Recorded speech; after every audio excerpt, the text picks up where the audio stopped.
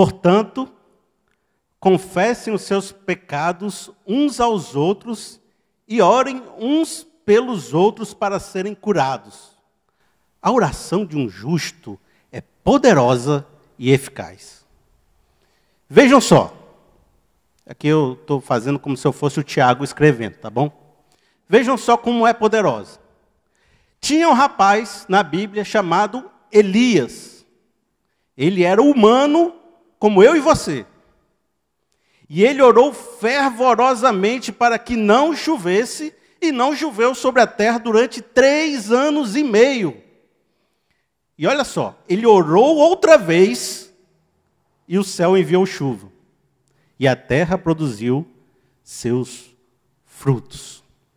Então, é o momento onde o Tiago, ele está puxando assim uma verdade bíblica, está ressaltando, está dando uma ênfase, que diz assim, olha, a oração é uma coisa muito poderosa e muito eficaz.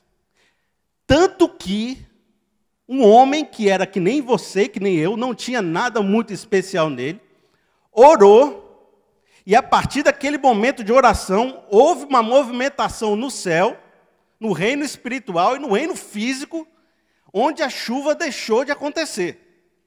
Foi por causa dessa oração que esse homem fez. Ou seja, se ele não tivesse orado, teria continuado chovendo. Mas como ele orou, a chuva parou. Em determinado momento depois, ele orou de novo, e aí a chuva continuou. Se ele não tivesse orado, também não veria chuva. Mas como ele orou, veio a chuva. Deus agiu na história, agiu na vida de uma pessoa, porque houve uma oração. Deus agiu no propósito que tinha com Elias, porque houve oração. E aqui eu quero fazer uma aplicação com vocês. Será que Deus não tem muita coisa para fazer na sua vida e só não está fazendo porque não houve a oração? Haveria coisas para acontecer na sua vida, Deus tinha um propósito para realizar, uma chuva para cair, mas ainda está esperando a sua oração para que Ele possa agir na sua vida? Mas, será que não há pecados que você tem? Não há vícios, não há prisões, você não está escravo de alguma coisa, e você não tem orado para Deus retirar isso da sua vida? Você não tem orado para Deus te libertar disso. E você hoje ainda é escravo disso, porque você não tem orado para Deus para Ele te libertar. A chuva não está parando. Aquilo que você quer que pare não está parando. Porque você não tem orado. Será, pensa só, ó, Paulo, no capítulo 13 ou 9 de Atos, ele estava orando junto com a igreja, ele orou, ele jejuou, ele juntou os líderes, ele fez uma oração bem forte, bem poderosa. Aí o Espírito Santo disse, Paulo, eu vou separar você e Barnabé para enviar para as viagens missionárias. E a partir daquela oração, Paulo saiu pelo mundo pregando o Evangelho. Agora, como você não orou, e aqui eu estou fazendo uma ilustração, você pode ter orado bastante, mas vamos supor que você não orou. Como você não orou, será que era para você estar em Fortaleza ainda?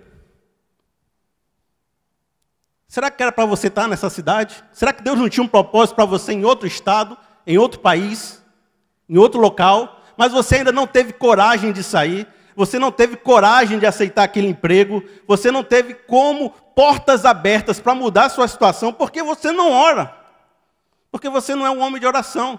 E se você tivesse orado muito, com muito fervor, o Espírito Santo tinha dito, meu filho, vai, como disse para Abraão. Será que hoje você é a sua melhor versão? Ou a sua melhor versão ficou lá em 2009? Pô, 2009 foi um ano... Pô, meu 2009... E você hoje não está vivendo tudo aquilo que Deus queria para você... porque você não ora. Porque a oração de um justo é poderosa e eficaz. Elias era humano como nós, e ele orou, e não choveu por 3 anos e meio. Não choveu. Chuva é um negócio forte na Bíblia, né? Porque a gente tem um telhado aqui. E se chovesse, a água ia escorrer por esse telhado e ia cair fora. E a gente estaria bem, a gente estaria seco. No máximo, a gente teria que arrastar algumas cadeiras de cá e algumas cadeiras de cá para não se molhar se o vento estiver muito forte vindo dali. Mas houve uma época que essa igreja não tinha telhado. Vejam só a foto. Eu estava aqui atrás, com uma câmerazinha, e eu que tirei essa foto é minha. Quando essa igreja inaugurou, era assim. Olha onde vocês estão sentados. Olhando daqui para aí. Não tinha esse teto. O que ia acontecer se chovesse? Deus nos acuda, né? Não tem lá dentro espaço suficiente para todo mundo. E tinha equipamento de som, mesa de som, tudo aqui. Então, quando a gente saiu de um colégio que era bem apertado para vir para cá, a gente alugou esse terreno, isso aqui é alugado. E a gente construiu tudo isso daqui, faltou dinheiro para fazer o teto. E aí a gente discutindo com a liderança, a gente disse o seguinte, vem cá, a gente vai mudar mesmo sem teto? Porque e se chover? E vai vindo a época de chuva, é um negócio, e ficamos 1 ano praticamente sem teto. E aí o pastor disse o seguinte, eu vou orar para não chover. O pastor ia dobrando. E não vai chover não. O que a gente fez? Eu ri. Eu ri porque assim, esse pastor é engraçado mesmo, né? O negócio de Jesus é orar para não chover e não vai chover. E aí, o que a gente vai fazer se chover? Eu não acreditei. Mas ele estava falando sério. Ele falou, não, a gente vai orar e não vai chover. E aconteceu aqui nessa igreja mesmo. E o pastor orou. E aí, eu não acreditei. E muita gente levou na brincadeira. Mas o pastor sempre foi sério com esse negócio. Não vai chover. E aí, estava lá, vamos lá. E estava, 1 culto, 2 cultos, 3 cultos, 4 cultos. Chegou a época da chuva. O domingo todo chovendo. Eu liguei para cá, para a igreja. Vai ter culto? Porque não tem teto. Está chovendo. E vai ter culto. Tem certeza, pastor? Vai ter culto. Chegou perto da hora do culto, a chuva parou. Aí eu, rapaz, é muito sorte mesmo esse pastor. Esse negócio. Aí, da outra vez, não choveu o domingo todo, mas ficou aquela nuvem carregada preta. A gente veio para o culto, eu ficava olhando para o céu e dizia, qualquer momento vai começar a chover e a gente vai ter que sair correndo. Não choveu. Deu 10 minutos depois do culto, choveu. E aí eu comecei a falar, quer saber? Eu vou parar de duvidar. Eu vou acreditar nesse negócio. Pastor, está acreditando, né? Eu também vou. Agora eu estou dentro também. Não vai chover, não. E pronto, e comecei a acreditar, porque sabe o que é? A gente, por ser tão cético, a gente, por ser mas isso é impossível de acontecer, a gente não ora por coisas que são impossíveis. É impossível eu deixar de ser assim. É impossível que Deus me faça mudar a minha realidade. E você não ora. E a gente deixa de viver coisas boas, coisas maravilhosas, porque não temos crido que há poder em nossa oração. Mas aí vem, mas olha, uma coisa é a oração do Elias. Até do seu pastor deve ser ungido, né? Tem uma unção. E a pessoa que tem a unção, quando ora, é um negócio poderoso. Tem gente que pensa assim, que eu vou para a irmã da oração, para ela orar por mim, né? Que eu vou para o sacerdote no confessionário, que ele vai perdoar meus pecados. Que eu vou aonde tem um pastor da unção que prega e tem poder. Então, esse negócio de oração com poder, são coisas de algumas pessoas ungidas. Você sabe que o Elias é o mais citado nas pregações do fogo, né? Como um cara que tinha poder, era ungido. Mas o texto, ele vai dizer assim, a oração de um justo é poderosa e eficaz. Aí você pensa assim, pois é, está aí, um justo. Uma pessoa que tem um nível maior que o meu, né? Porque o cara é mais justo. Eu sou pecador. Eu sou miserável, eu não sou nada diante de Deus. O Elias é um justo. E um justo, quando ora, acontecem as coisas. Mas o texto não quer dizer isso não, porque logo na sequência ele vai dizer assim, Elias era homem como nós. Ou seja, o que o texto está querendo dizer? Não havia nada de especial nele que fizesse ele ter um poder maior do que nós. Não há nenhuma unção sobrenatural nele maior do que a que nós podemos ter. Ele não era Deus sobre a terra, ele era um homem. E esse homem igual você, igual a eu, fez uma oração e o céu não choveu. Esse justo é justificado pela fé. Aquele que foi lavado pelo sangue de Jesus, aquele que foi salvo pela cruz. Quando Cristo morreu, Ele botou nossas dívidas, nossos pecados pregados naquela cruz. E nós fomos lavados por seu sangue, nós fomos justificados. E aí quando diz a oração de um justificado, de um crente, de uma pessoa que encontrou Deus, que tem Jesus no coração, ela é muito poderosa. Mas ela não é uma questão de gente especial. Nós somos vaso de barro, nós somos pó. Nós somos nada. Quem tem o poder é Deus. Uma vez, de vez em quando eu prego. Eu tenho esse ministério, às vezes, de pregar, de estudar a palavra. Aí eu estava assim, estudando muito a palavra. Lendo. Aí eu ia pregar domingo à noite. Aí eu falei assim, Senhor, eu quero ter assim, uma autoridade quando eu pregar. Eu orei para Deus assim. Pessoa, né? Eu falei assim, olha, estou aqui estudando, estou me dedicando, eu vou chegar lá. Eu queria que o Senhor me ajudasse. O Senhor me desse assim uma unção para na hora eu falar assim, o povo assim, realmente escutar assim valendo. Eu orei para Deus assim, orei. Vou mentir, orei. Aí, tudo bem, eu fui lá. Aí eu estava pregando naquele dia, subi para pregar, comecei a falar, embolei as palavras, esqueci o que eu ia falar, pulei os textos. E os irmãos olhando o celular direto, teve uns 3 que saíram, e eu lá meio desenrolado, sem aquela conexão com as pessoas, igual uns irmãos aqui quando cantam e ninguém presta atenção. Pois é, eu estava lá pregando e ninguém presta atenção, eu lá fazendo e me contorcendo todinho para o pessoal prestar atenção, e nada, né? Aí eu pensei assim, rapaz, hoje não foi meu dia, né? Tem um dia da caça e tem um dia do caçador. Hoje não foi meu dia, não. Hoje eu vou para casa, vou dormir, vou esquecer. Tomara que eu não passe vergonha aqui quando os irmãos vão me cumprimentar. E vamos embora. É isso aí, aconteceu. Aí aconteceu um negócio impressionante. No final do culto, foi a vez que eu mais recebi cumprimento de toda a minha vida. Aí vieram falar comigo assim, Felipe, foi muito importante na minha vida, mexeu comigo, foi de Deus. E eu falei, esse pessoal está brincando. Sabe por quê? É que nem aquele negócio, o cara está aprendendo um instrumento, aí vem tocar, aí nem está tocando muito bem não, mas o povo elogia para o cara se incentivar, né? Se, não, meu irmão, foi massa, não foi não. Mas você dá um elogio para ver se o cara continua. Aí, eu pensei, o povo está me elogiando, que é para ver se eu continuo, né? Porque eu fui ruim, eu tenho consciência de que eu fui ruim. Que hoje eu não preguei legal, não foi um dia bom. E aí o povo falou, não, foi bom, não, então eu vou para casa, isso aqui é coisa do dia. Aí na internet, o povo mandando recado para mim, segunda, terça, quarta, quinta, mandando.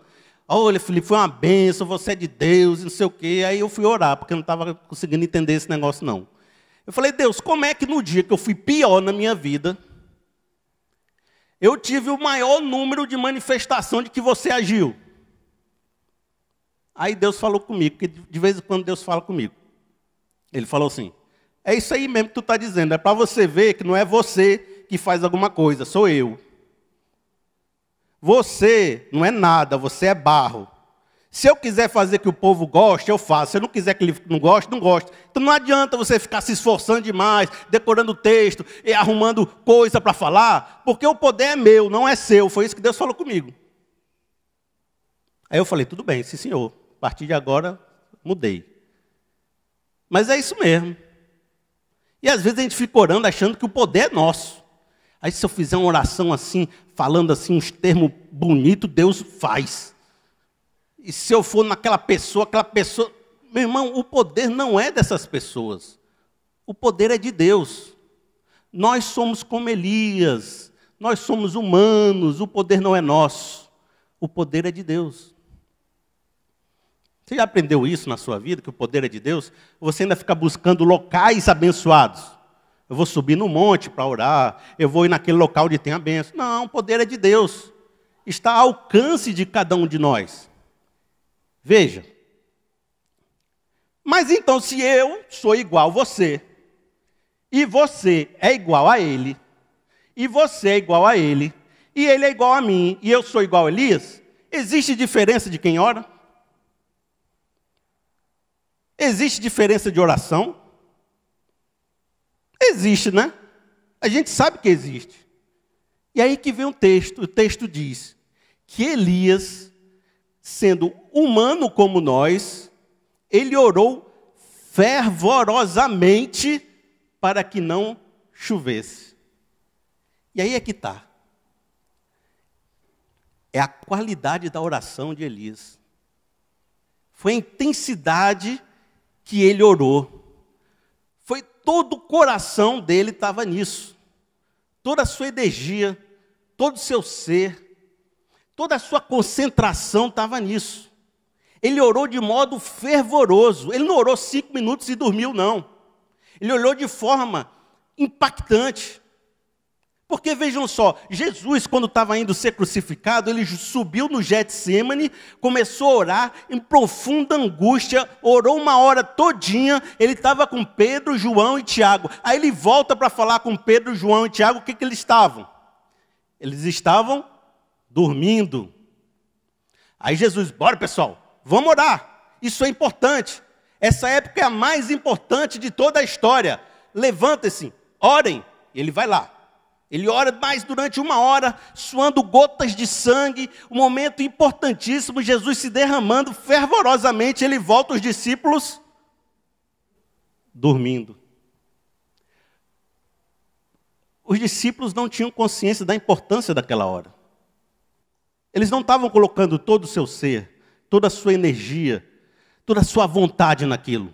Enquanto Jesus estava se derramando até a última gota de sangue, os discípulos dormindo, sem dar importância ao grande acontecimento. Por quê? O que faria você passar muito tempo em oração? Qual é o motivo que faria você passar muito tempo orando? Uma doença? Um filho? Um emprego? Falta de grana? Qual é o motivo que faz você não passar 5 minutos e dormir, mas passar muito tempo em oração? O que faria você ficar igual Jesus, suando gotas de sangue, orando com todo o fervor, insistindo com Deus? Essa oração aqui que a gente está falando, essa oração do fervor. Por exemplo, um casal apaixonado. Um casal que está vivendo um momento de paixão muito forte. Aí esse casal, você chega para ele e diz assim, você está apaixonado? Ela fala, estou. E você? Também. Aí eles vão, dão 2 beijinhos e vão-se embora. Passaram 5 minutos juntos. Ela diz, não, vem cá, não é assim não, vem cá. Você está apaixonado? Estou. Você também? Estou. Então fique pelo menos 1 hora junto. Aí a pessoa vai dizer, não, já dei 2 beijinhos, já está bom. Você precisa insistir para um casal apaixonado ficar junto? Não, né? Eles ficam porque desejam ficar. Por que você não tem ficado junto com Deus em oração um bom tempo, orando? Por que você não deseja ficar na presença de Deus? Dá 2 beijinhos em Deus e cai para dormir, que nem os discípulos? Por que não tem vontade de ficar 3 horas, como os casais apaixonados têm vontade? Bom, esse exemplo pode não ter pego você, mas então eu vou dar um outro exemplo mais legal para músico. Por exemplo, eu conheci um amigo meu que era um baixista, é o Emílio. O Emílio, ele é o melhor baixista que eu já conheci, assim, de conversar. Eu já conheci outros que eu não conversava, mas esse eu ia para a casa dele. Eu tinha um pequeno grupo com o Emílio. Aí, eu chegava lá, e o Emílio era aquele cara que comia baixo no café da manhã, comia baixo no almoço e comia baixo no jantar. Aí eu ia lá para a casa dele, e no pequeno grupo. Eu chegava lá, a minha conversa com ele era 5 minutos. E eu não tinha mais assunto. E ele não se esforçava para ter assunto, entendeu? Então, era assim, aí um cafezinho, café bonito, não sei o quê. E aí, pois é, o jogo foi legal, tal. E daí chegava um momento que ele ficava assim, pois é, né? Pois é, né? E aí, não tinha assunto. Por quê? Porque eu não era apaixonado por aquilo que ele era apaixonado. A gente não tinha coisas em comum. Mas tinha um rapaz lá da igreja, Rafinha, que ele era apaixonado por baixo. E ele com o Emílio passavam 3 a 4 horas por dia conversando de baixo. E depois que o Rafinha conversava 4 horas por dia com o Emílio de baixo, ele ia para casa e saía abaixo. Esse cara tem prazer em ficar 4 horas falando de baixo. O que te dá prazer de ficar 4 horas com Deus falando? Que você não dormiria no meio da conversa. Que você não deixaria para lá. Que você não acharia que está bom. É aquilo que você está vibrando no seu coração, que você acorda de manhã e você começa a orar, porque aquilo está no seu coração, está lhe incomodando. E no almoço você continua orando, e você ora com todo fervor, e à noite você continua orando, porque aquilo não sai de dentro de você, porque aquilo é uma oração verdadeira, não é uma disciplina espiritual que você aprendeu na igreja, aquilo está lhe incomodando, aquilo é uma verdade. Esse tipo de oração, com verdade, é a oração que mexe o céu. É a oração que abre portas. É a oração que muda destinos. É a oração que muda realidades, muda comunidades.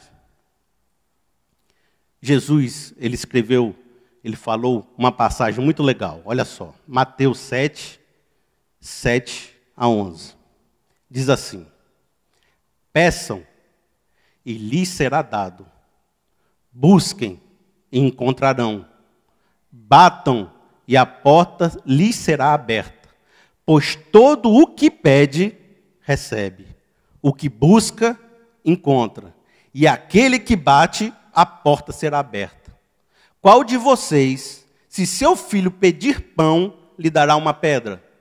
Ou se pedir peixe, lhe dará uma cobra? Se vocês, apesar de serem maus, sabem dar boas coisas a seus filhos, quanto mais o Pai de vocês, que está nos céus, dará coisas boas aos que lhe pedirem. Aí você observa aqui que o pedir a Deus, que o orar a Deus, está intimamente ligado a uma atitude de vida.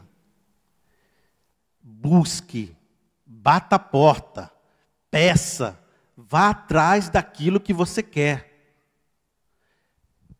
Corra na direção do seu coração. Porque se eu oro com a minha boca uma coisa, mas a minha vida diz outra, eu sou hipócrita. Se na minha oração eu digo que quero mudar, mas na minha vida não vejo o sinal dessa mudança, eu não estou querendo essa mudança. Se na minha vida eu digo que quero melhorar profissionalmente, mas eu não paro para estudar, eu não estou batendo a porta, eu não estou buscando, eu não estou indo atrás, eu não estou pedindo de verdade. Não há verdade no meu coração. A minha palavra diz uma coisa, mas a minha oração de vida diz outra para Deus. O que a sua vida tem orado para Deus? Eu tinha um amigo profissional que um certo dia, ele era tipo um contínuo lá na empresa. Ele era tipo um office boy. E ele queria trabalhar naquilo que eu fazia, que era uma coisa mais de tecnologia, um pouco mais complicada. E ele disse: Felipe, é porque eu não tenho como aprender. Se alguém me dissesse o que fazer, eu poderia crescer e ter uma outra condição de vida. E aí Deus foi me incomodando, eu fiquei olhando a vida daquele rapaz, eu disse, eu vou ajudar aquele rapaz. E aí em casa eu fiz um plano de estudo para ele. Eu pensei, eu vou ensinar isso para ele, eu vou gastar esse tempo com ele, eu vou fazer isso. E eu dediquei parte da minha vida a ensinar aquele rapaz. Aí um dia eu cheguei, e ele não sabia disso, isso tudo eu fazendo na minha casa. Eu cheguei com um livro que eu comprei, foi importante na minha vida. Eu cheguei para esse livro e dei para esse rapaz, olha, eu queria lhe ajudar. Eu queria dar esse livro para você. E eu dei o livro para ele ler. Depois que você lê esse livro, a gente vai sentar e vai começar a estudar. Nunca leu o livro. Nunca leu o livro. Nunca passou do primeiro capítulo. Eu tinha preparado a minha vida toda para dedicar para esse cara, para transformar a vida dele, mas ele nunca abriu o livro. Se ele tivesse abrido o livro, a vida dele hoje era outra. Mas ele nunca quis abrir o livro. Aí você chega para Deus, Deus, eu quero mudar, Deus, eu quero um emprego novo, Deus, eu quero uma mudança na minha vida, Deus, eu quero novas realizações. Aí Deus te dá algo para você fazer, lhe dá um pouco, lhe dá uma direção, e você não anda, você não faz, você não realiza, você não busca, você não pede, você não bate a porta, você não vai atrás. E Deus tinha muitas coisas para fazer para você, mas você não fez nem a primeira. Como é que Deus vai fazer o resto? E obrigando a fazer? Oração e atitude andam juntas. O que está explodindo no seu coração? E é isso que a música diz. E a gente vai cantar uma música agora. E eu quero deixar essa reflexão no coração de vocês. O que você poderia pedir a Deus que faz parte de toda a sua existência e que faz parte da sua paixão e que você conseguiria passar 3 horas orando com fervor e é essa oração que faz os céus se moverem e que você pode colocar toda a sua atitude em mudar a sua existência nela? Enquanto a gente canta essa música, eu queria que você pensasse sobre isso. Essa música é um momento onde Elias, ele orou para a chuva voltar. Ele orou, olhou para o céu e não veio chuva, não veio nuvem. E ele orou novamente e não veio nuvem. Na 7ª vez, ele disse, eu vejo um sinal, uma pequena nuvem do tamanho da mão do homem, e esse é o sinal que a sua chuva vai chegar. Ore 7 vezes, ore quantas vezes forem, para você poder ver um dia em que uma pequena nuvem vai aparecer e é o sinal de que a sua chuva vai chegar.